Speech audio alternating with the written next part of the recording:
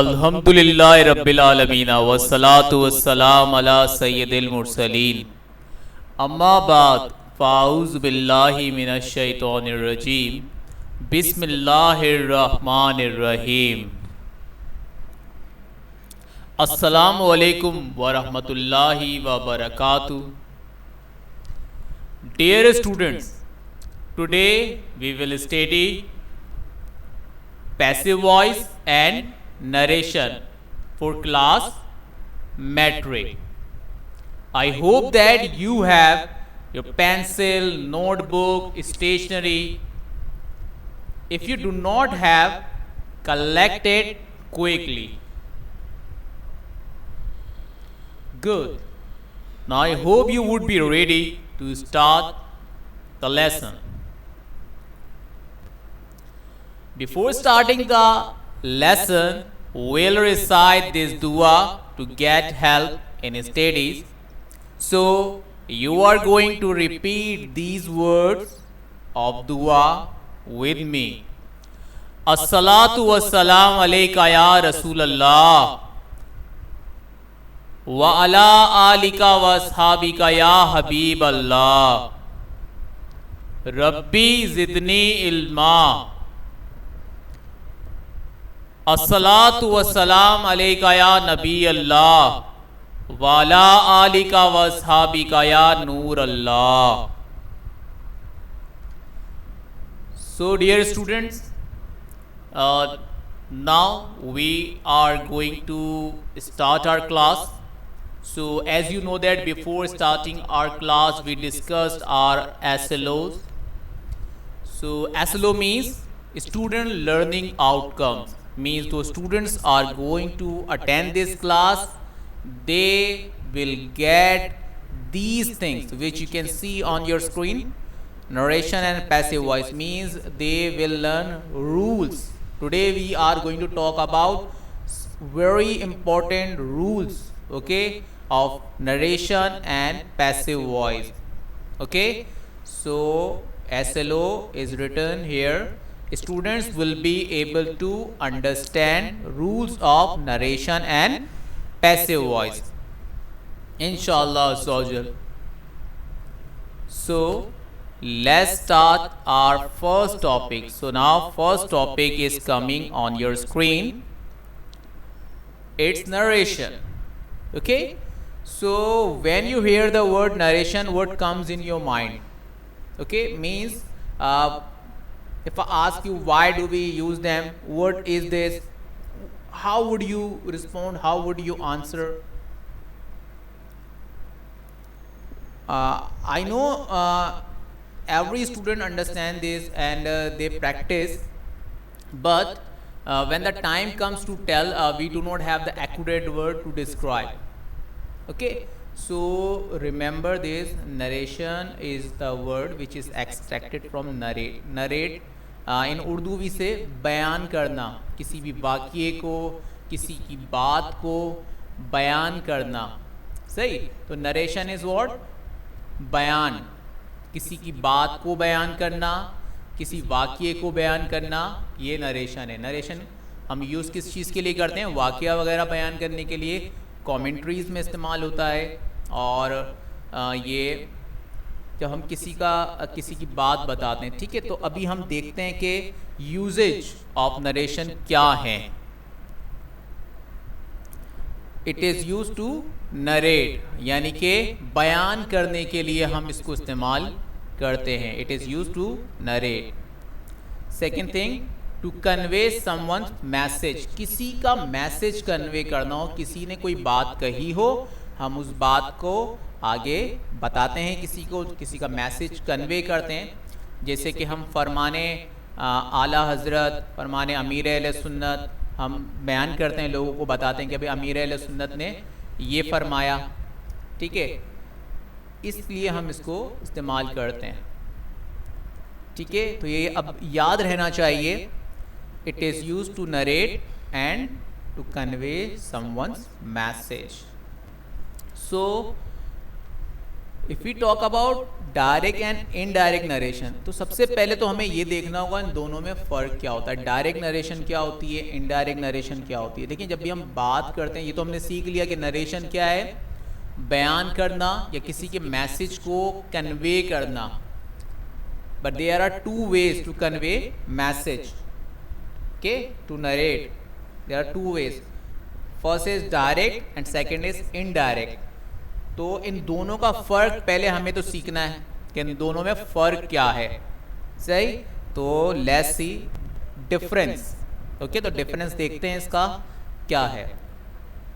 So with the help of this example will clear that. आपके सामने आपको नज़र आ रही होंगी 2 एग्जाम्पल्स, ठीक है। तो ये डायरेक्ट और इनडायरेक्ट दोनों लिखे हुए हैं आपके सामने।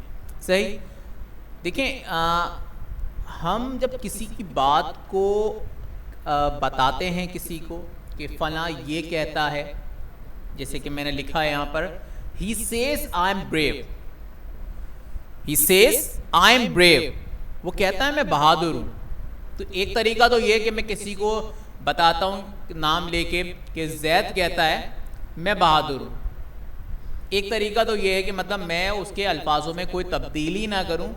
उसने कभी कहा था कि मैं बहादुर हूँ, तो मैंने उस मैसेज को आगे क्या कन्वे किया कि जैद कहता है मैं बहादुर हूँ, वो कहता है मैं बहादुर हूँ। दूसरा तरीका इसका ये है, he says that he is brave, यानी कि एक जगह तो हम कह रहे हैं कि वो कहता है मैं बहादुर हूँ, दूसरी जगह पे मैंने कुछ चेंजेस कर दिए। मैंने कहा वो कहता है कि वो बहादुर है।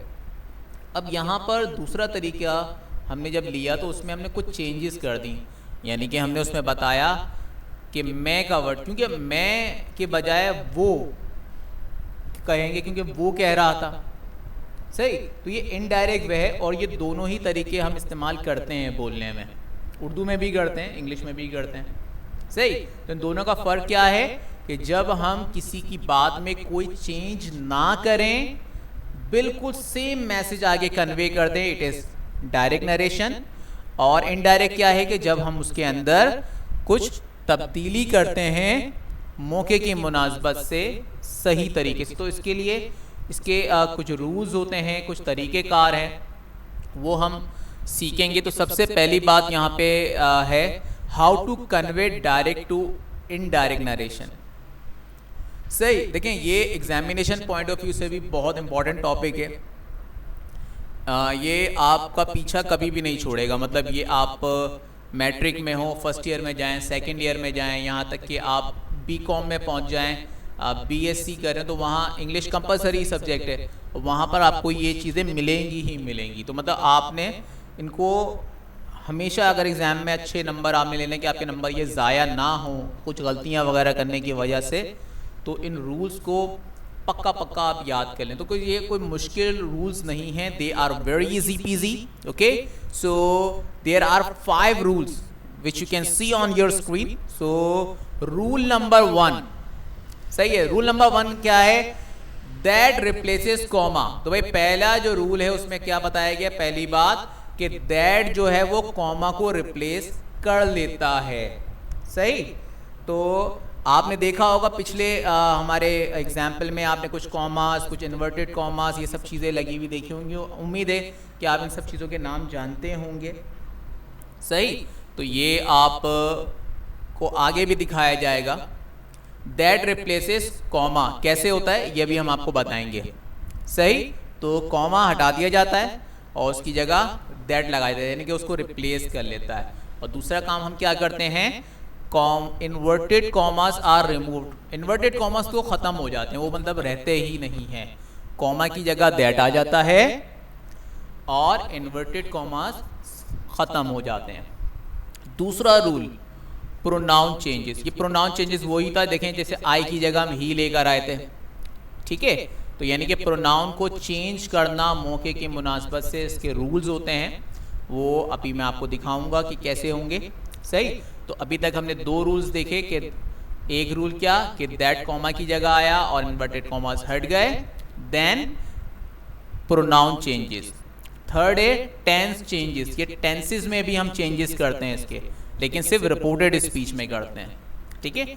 और एक स्पेसिफिक कंडीशन होती है, उसी में ही करते हैं, वरना बाज़ जगहों पे हम करते नहीं। देखें पिछले वाले एग्जाम्पल में हमने कोई टेंस में चेंज नहीं किया था, सिर्फ प्रोनाउन चेंज करा था वहाँ पर और रूल नंबर 1 यूज़ किया था।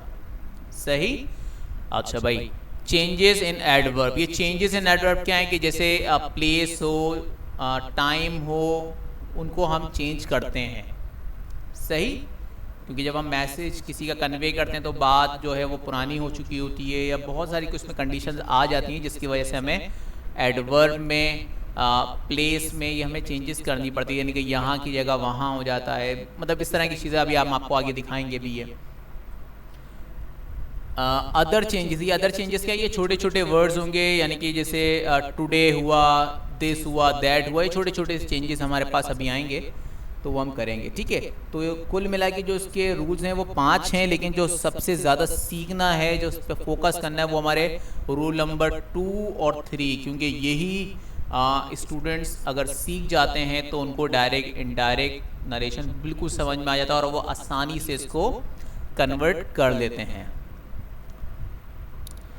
तो सबसे पहली चीज़ जो हम अब आज सीखने जा रहे हैं, रूल्स हमें पता चल गए, अब इसके बारे में हम जो पहली चीज़ सीखने जा रहे हैं that is reporting and reported speech. इन दोनों क्या होती हैं, इन दोनों में क्या फ़र्क होता है, कैसे हैं, ये हम देखते हैं। Example is written in front of you, they said we are coming, they said we are coming. So they said is a reporting speech and we are coming, it's reported speech। यानी कि जो inverted commas के अंदर है वो हमारा reported speech है, और जो इन्वर्टेड कॉमा से बाहर है, जहाँ पर हम बताते हैं फला कुछ कह रहा है, फला ने कहा, दैट इज रिपोर्टिंग स्पीच। इस चीज़ को अच्छे से याद रखना है, क्योंकि आगे इन टर्म्स को हम फ्रिक्वेंटली यूज़ करेंगे और आप अगर नहीं सुन पाए या गेट नहीं कर पाए तो आगे आप सोचेंगे कि रिपोर्टिंग क्या होती है, रिपोर्टेड क्या होती है। ठीक है, तो इस चीज़ को और से देख लें। रिपोर्टिंग क्या है? जो कि इन्वर्टेड कॉमास से बाहर है और इन्वर्टेड कॉमास के जो अंदर है दैट इज रिपोर्टेड। ठीक है, जो पर्पल कलर से लिखा हुआ नज़र आ रहा है वो रिपोर्टेड है, और जो ब्लैक कलर से लिखा हुआ है वो रिपोर्टिंग है। चलें तो लेट्स मूव अहेड। सो हमने अभी देखा था हमारे रूल्स, तो रूल नंबर 1 आ गया है हमारे सामने। सही, तो इन रूल्स को अच्छे से याद रखेंगे ताकि हमारे कॉन्सेप्ट्स हिले नहीं। तो rule number 1, remove comma, inverted commas and use that. ठीक है, इस तरीके से भी इस बात को कहा जा सकता है, यानी कि कॉमा हटा दें, इन्वर्टेड कॉमास हटा दें, और इन्वर्टेड कॉमा की जगह जो है मतलब कॉमा की जगह हम दैट लगाएंगे। सही, तो ये रूल कैसे काम करता है, ये एग्जाम्पल आपके सामने बिल्कुल आपको लिखी हुई नज़र आ रही है। देखें, जैसे मैंने लिखा है यहाँ पर, दे से वी स्पीक ट्रूथ। सही, दे से वी स्पीक ट्रूथ। अब देखें, सबसे पहले क्या करा हमने, दे से तक बिल्कुल सेम लिखा, कोई चेंज नहीं करा, हमारी रिपोर्टिंग स्पीच जो है वो बिल्कुल सेम आती है। इसके बाद देखें कॉमा हटा दिया गया और उसकी जगह पर आपको दैट नज़र आ रहा है। सही, और बी की जगह दे आ गया है। ये रूल सेकंड रूल है, ये हम आपको भी बाद में दिखाते हैं। बाकी सेंटेंस वैसे ही है, स्पीक ट्रूथ। सही, इन्वर्टेड कॉमास हट गए, दैट। तो इस तरीके से हमने इसको बनाना होगा। जब भी हमें कोई सेंटेंस मिलेगा, इसको इनडायरेक्ट में हमने ले जाना है। पहले क्या काम करना है, कॉमा हटा देना है, उसकी जगह दैट लगा देना है और इन्वर्टेड कॉमास को हटा देना है। फिर बाकी रूल्स की तरफ हम देखेंगे कि हमने बाकी रूल्स कैसे यूज़ करने हैं। ठीक है, कि रूल नंबर 2 है, रूल नंबर 3 कहीं पे यूज़ होगा, कहीं पे यूज़ नहीं होगा, तो वो हम आगे आपको दिखाते जाएंगे। सो अगर हम बात करते हैं हमारे रूल नंबर 2 की, जो कि मैंने आपको पहले बताया हुआ है कि वो क्या है, प्रोनाउन को चेंज करना, चेंज ऑफ प्रोनाउन। तो इसको लिए हमें 3 तरह के प्रोनाउंस होते हैं जिनको हम चेंज करते हैं, first person, second person and third person. सही, तो फर्स्ट, सेकंड, थर्ड, तो इन तीनों को चेंज करने के 3 तरीके हैं और वो अपने हिसाब से ही चेंज होते हैं, सही। So now we are going to see how they are change. So all pronouns of first person changes according to the subject of reported speech. ये याद आया आपको रिपोर्टेड स्पीच क्या है ना? देखिए जब भी मैं कह रहा था आपसे कि आप ये रिपोर्टिंग और रिपोर्टेड स्पीच को का डिफरेंस जान लें, सही। तो रिपोर्टेड कौन सी चीज़ इन्वर्टेड कॉमास के अंदर है। अभी अगर मैं आपसे पूछूं यहाँ पे रिपोर्टिंग स्पीच, आपको रिपोर्टेड स्पीच कहाँ नज़र आ रही है? सही। तो बिल्कुल जिन स्टूडेंट्स ने इसको पहचान लिया होगा उनको पता चल गया होगा कि जैसे लिखा हुआ है she says to me I recite the holy Quran every day. तो ये I recite the holy Quran every day है, ये इन्वर्टेड कॉमास के अंदर है, तो यही हमारा रिपोर्टेड स्पीच है। तो इसी के अंदर हम चेंज करते हैं, जैसे कि आपको दिखाया जा रहा है आई किस में चेंज हो गया, शी में चेंज हुआ। और ये किसके हिसाब से चेंज होता है? According to the subject. और सब्जेक्ट कौन सा? हमारे रिपोर्टिंग का, सही। यानी कि देखिए रिपोर्टिंग स्पीच में हमारे पास सब्जेक्ट क्या है? शी है, सही। तो रिपोर्टिंग स्पीच के सब्जेक्ट के हिसाब से ये चेंज हो जाएगा, सही। तो इसके आगे हमारे पास सेकंड पर्सन है, ये किसके हिसाब से चेंज होगा? ये जैसे वो सब्जेक्ट के हिसाब से चेंज हुआ था, ये ऑब्जेक्ट के हिसाब से चेंज होगा। यानी कि ऑल सेकंड पर्सन प्रोनाउन जैसे कि यू, योर, योर्स, योरसेल्फ, ये सब कैसे चेंज होंगे? Are change according to the object of reporting speech. ठीक है, रिपोर्टिंग स्पीच के ऑब्जेक्ट के हिसाब से। अच्छा, यहाँ पे अगर मैं आपसे पूछूं, ये जो फर्स्ट सेंटेंस लिखा हुआ है he said to me you waste your precious time yourself, तो इसमें से अगर मैं पूछूं रिपोर्टिंग स्पीच का ऑब्जेक्ट क्या है? सही। तो इसका ऑब्जेक्ट मी है, अगर आपने इसको पहचान लिया है, सही। नहीं पहचाना तो मैंने बता दिया आपको कि ही सेड टू मी, मी जो है वो ऑब्जेक्ट है और ये इसके हिसाब से चेंज होगा, जैसे कि आपको आगे ये चेंज होकर दिखाया भी जा रहा है। क्या करा? अच्छा, सेड की जगह टोल्ड लगा सकते हैं, कोई प्रॉब्लम नहीं है, सही है। सेड की जगह आप टोल्ड लगा सकते हैं, सेड लिखते हैं तो भी गलत नहीं है, टोल्ड लिखते हैं तो ये ज़्यादा अच्छी बात है, ठीक है, मुनासिब है, लगा दें। हम जैसे बोलते हैं उसने बताया, ठीक है।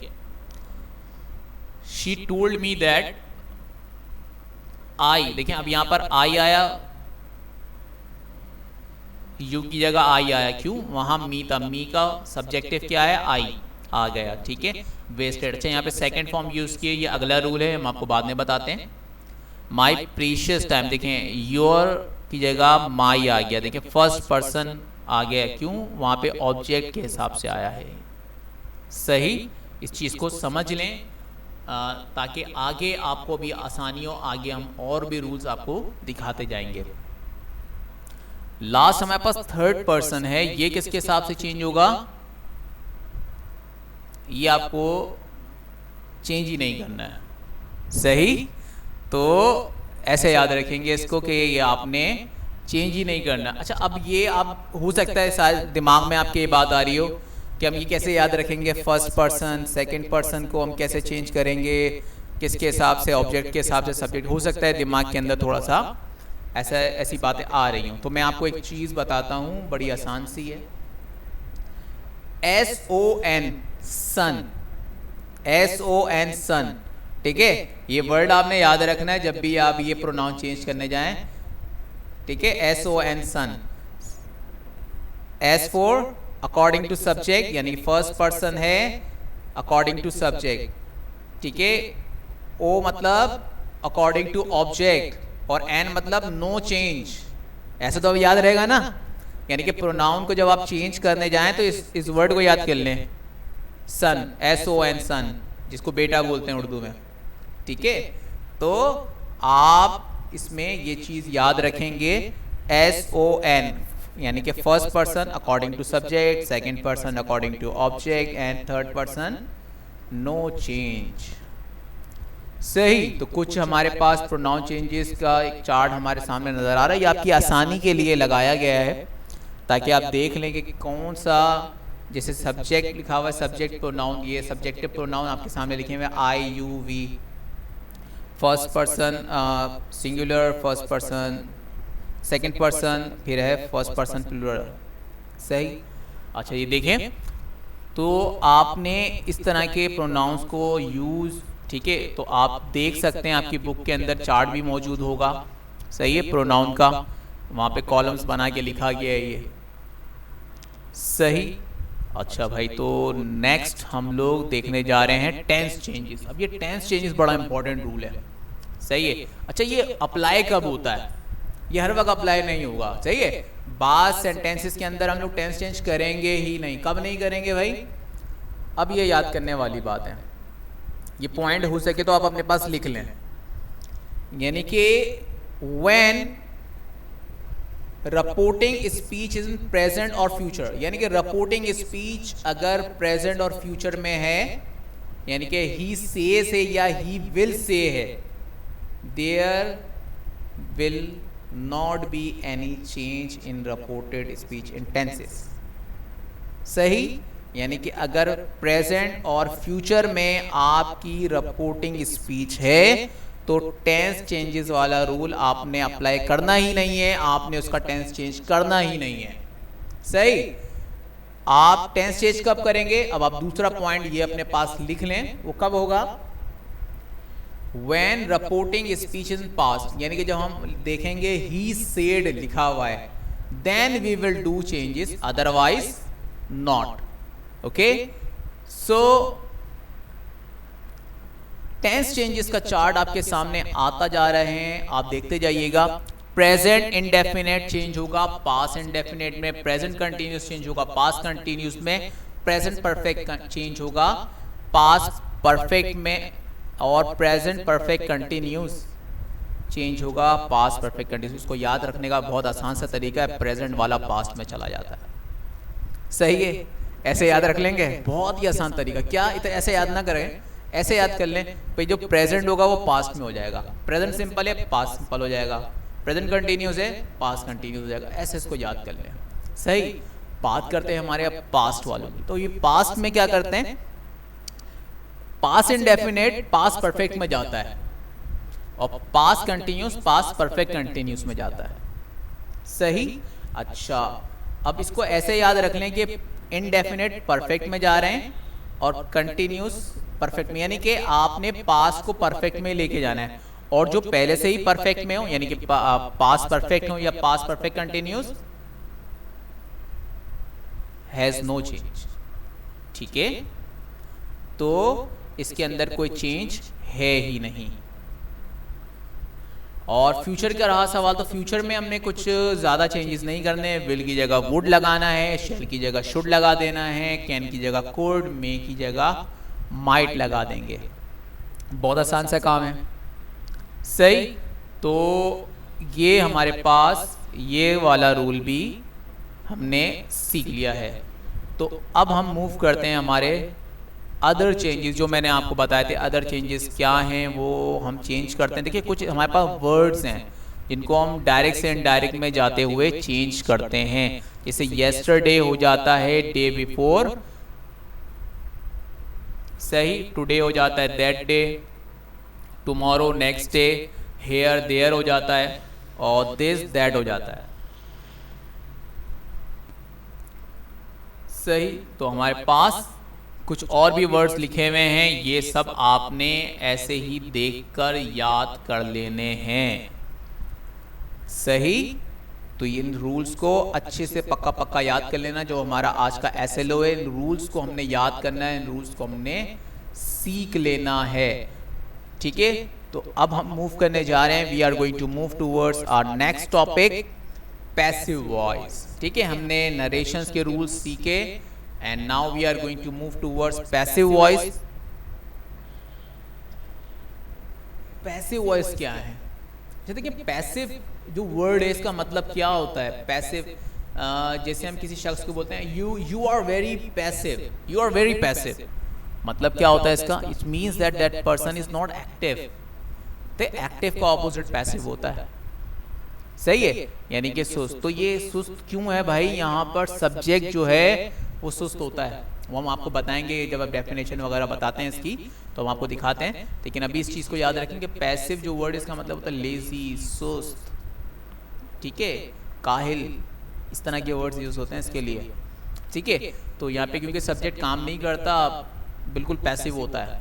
और एक्टिव में क्या होता है, यानी कि जो हमने टेंसेस पढ़े थे उसके अंदर हमने देखा भी था कि वहाँ पे सब्जेक्ट एक्टिव होता है, काम करता हुआ नजर आता है। सही, तो डेफिनेशन देखते हैं इसकी।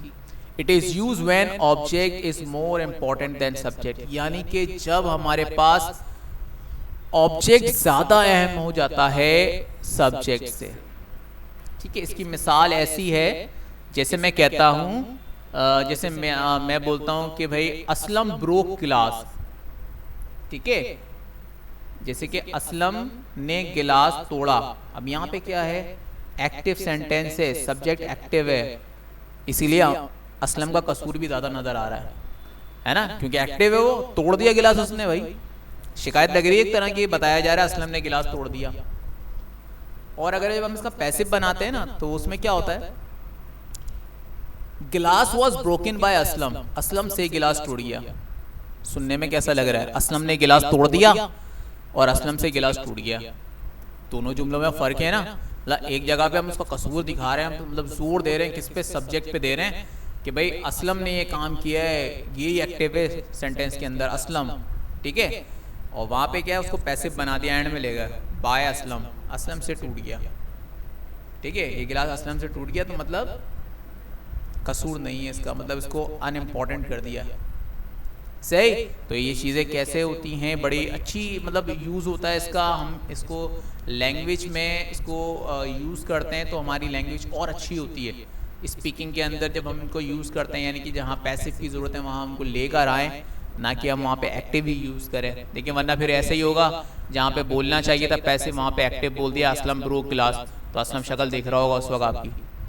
सही, तो सही चीज़ को सही जगह पर होना चाहिए। सो रूल्स, ठीक है भाई, जैसे हमने नरेशन के रूल्स सीखे, तो भाई पैसिव वॉइस के भी हमारे पास रूल्स हैं।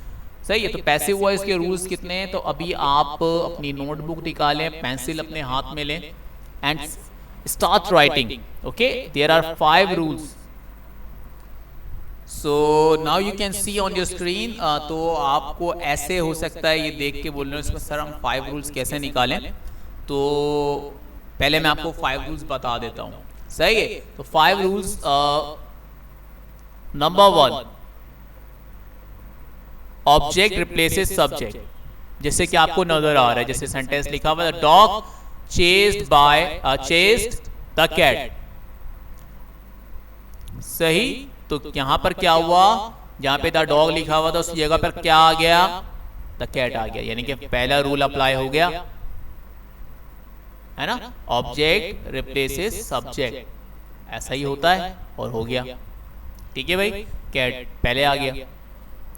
Rule number 2, use of be verb. ये बी वर्ब क्या होते हैं भाई, is, am, are, was, were, will be, been, being, ये होते हैं। सही है, तो ये अकॉर्डिंग टू टेंस हम लगाएंगे, तो बी वर्ब का इस्तेमाल करते हैं हम इसके अंदर। सही, तो आपको हर पैसिव के अंदर एक बी वर्ब मिलेगा ऑब्जेक्ट के बाद। तो यहाँ पे वॉज है, क्योंकि पास्ट सिंपल था, तो पास्ट सिंपल में हम वॉज इस्तेमाल करते हैं, तो वो आ गया। सही, रूल नंबर 3 क्या है, रूल नंबर 3 इज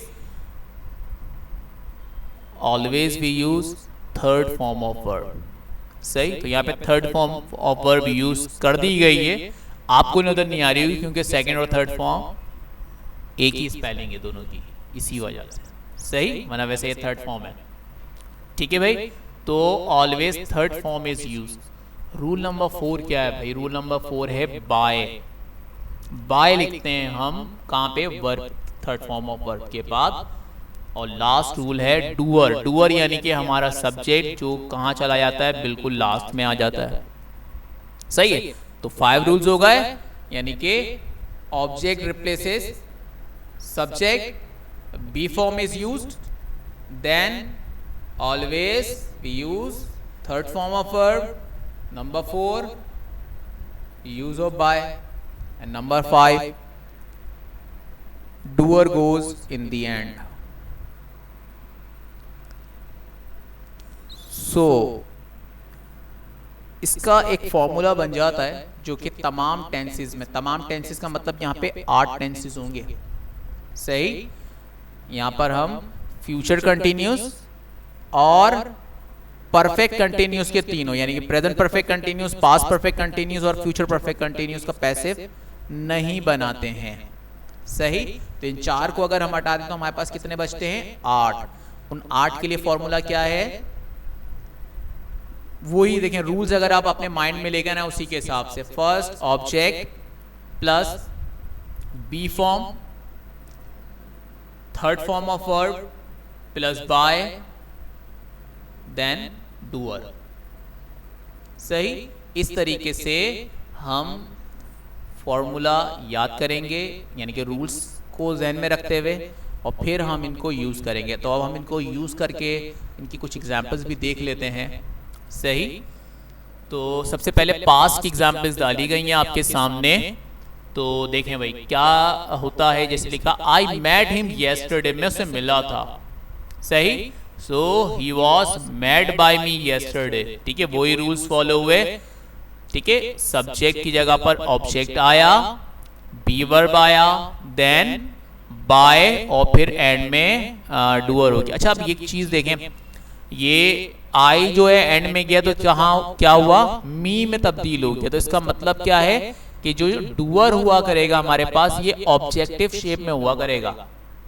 इस चीज को आप याद रखेंगे, सही है। यानी कि ही हिम हो जाएगा, शी हर हो जाएगा, सही, आई मी हो जाएगा, वी अस हो जाएगा, सही है। तो ये प्रोनाउन आप देख लीजिएगा, ये चार्ट मैंने अभी नरेशन में आपको दिखाया था, वहां पर आपको ये दिख जाएंगे, सही। ही बाउट 2 कप्स, उसने 2 कप खरीदे, सही। तो क्या हुआ? 2 कप्स पहले आ गया, 2 cups were bought by him, simple है। ऐसे ही रूल्स को फॉलो करते हुए हमने सेंटेंसेस को बनाना है। देखिए कंटिन्यूस में क्या है, वहां पे हमने वॉज यूज करा, वर यूज करा, ठीक है। अब यहाँ पे हम क्या करेंगे, यहाँ पे वर और वॉज तो यूज करेंगे, लेकिन साथ में इसके क्या आ जाएगा? बीइंग, क्योंकि हमने आईएनजी फॉर्म दिखानी है और बी की आईएनजी फॉर्म बीइंग होती है। देन फिर हमने थर्ड फॉर्म तो यूज करनी ही है इसके बाद, सही।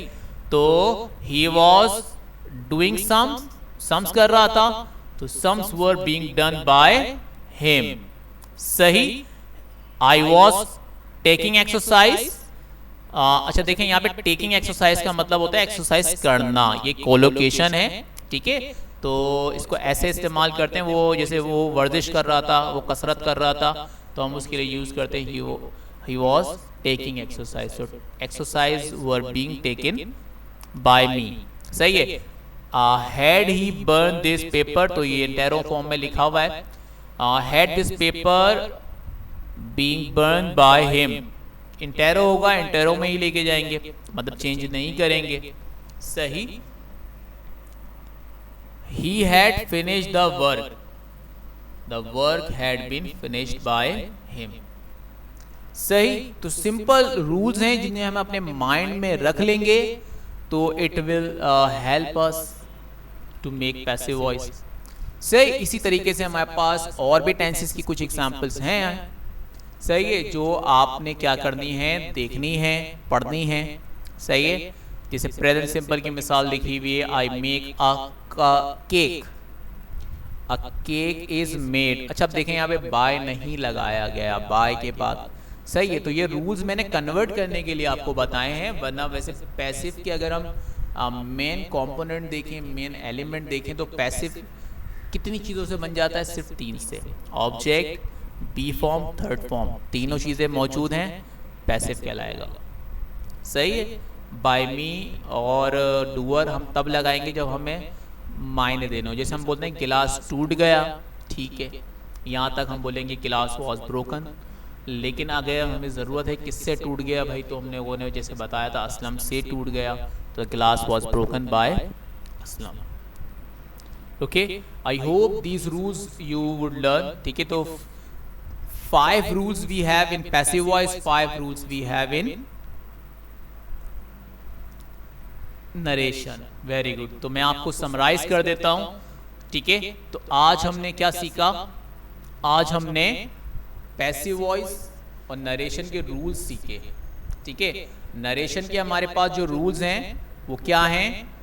सबसे पहले कॉमा रिमूव हो जाता है, यानी कि that replaces comma and inverted commas are remove. Number 2 पे होता है हमारे पास क्या? Pronoun changes. ठीक है, और नंबर 3 पे हमारे पास होता है टेंस चेंजेस। नंबर 4 पे एडवर्ब चेंजेस और नंबर 5 पे होता है हमारे पास अदर चेंजेस। ये सारी चीजें मैंने आपको अभी दिखाई थी, सही। अच्छा, और पैसिव की हम बात करें तो उसके हमारे पास 5 रूल्स हैं। पहला रूल क्या है? ऑब्जेक्ट रिप्लेसेस सब्जेक्ट, सही। नंबर 2 क्या है? Be form is used. ठीक है।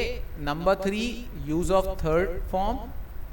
Number 4 use of by and number 5 doer comes in the end, सही। जज़ाकल्लाह खैरा।